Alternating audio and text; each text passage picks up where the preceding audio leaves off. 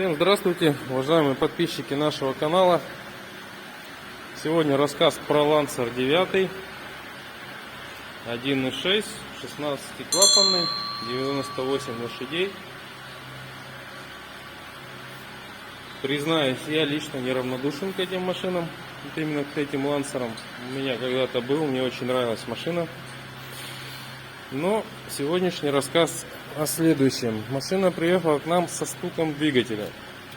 Стук вроде бы похож и напоминал стук гидрокомпенсаторов, но более отчетливый, более звонкий. Мы померили все-таки компрессию. Компрессия по 13 очков. Ну, чуть выше, чем надо. Для Лансера, да, известный двигатель масложор. Есть проблемы. Ну ладно, компрессия бог с ним. Она говорит о том, что чуть маслица двигатель подъедает. И в принципе клиент об этом тоже сказал. После компрессии осмотра мы предложили снять клапанную крышку, чтобы понять, потому что звук шел именно в верхней части двигателя.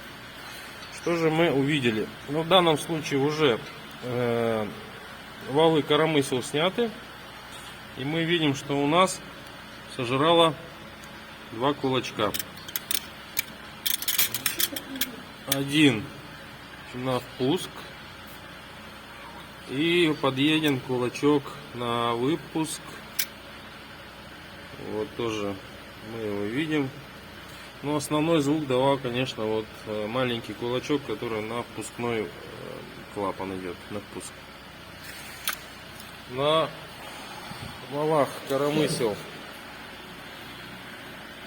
Очевидно, вот у нас коромысло, которое ходило по съеденному кулачку, тут заклинило, его сожрало.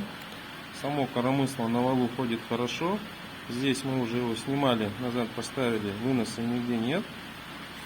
Ну и вот рокер коромысла выпуска, там где тоже подъедем кулачок, оно в принципе вращается, но следы такие износа присутствуют. На остальных чуть-чуть тоже вот здесь есть.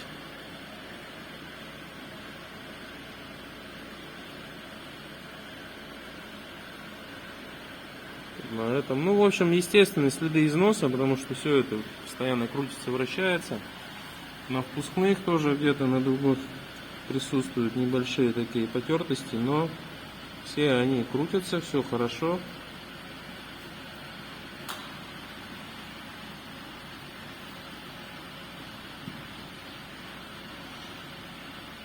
Сейчас будем думать,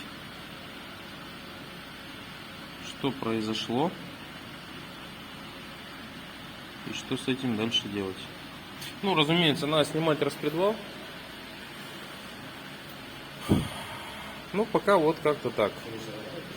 Ну и да, надо сказать, что вот гидрокомпенсатор на кулачке, там где он разряжен. Остальные у нас в принципе не прожимаются.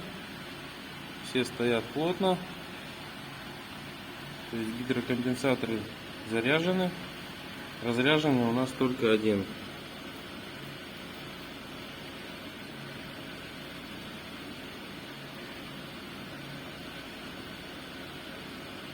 Так, вот мы его достали.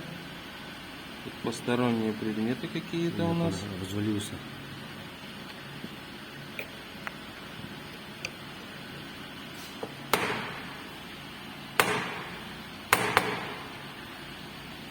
Ну да.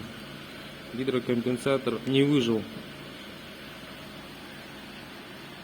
Ну, в общем, тут нам посмотреть, что надо. Что-то мы как-то сходу не готовы вам сказать. Ну, то, что он неисправен, очевидно.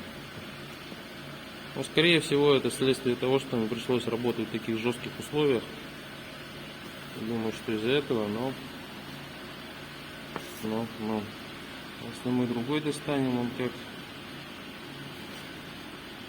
чувствует.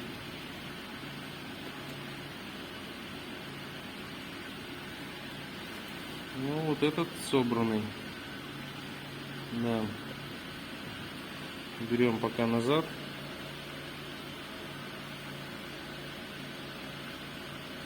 Ладно, это промежуточный вариант.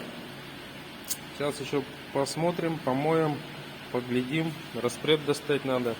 То есть, конечно, хочется, в принципе, понимать, какая причина вот этого неисправности, чтобы уже предлагать вариант ремонта. Ставьте лайки, жмите колокольчик, подписывайтесь на наш канал. Всем всего доброго.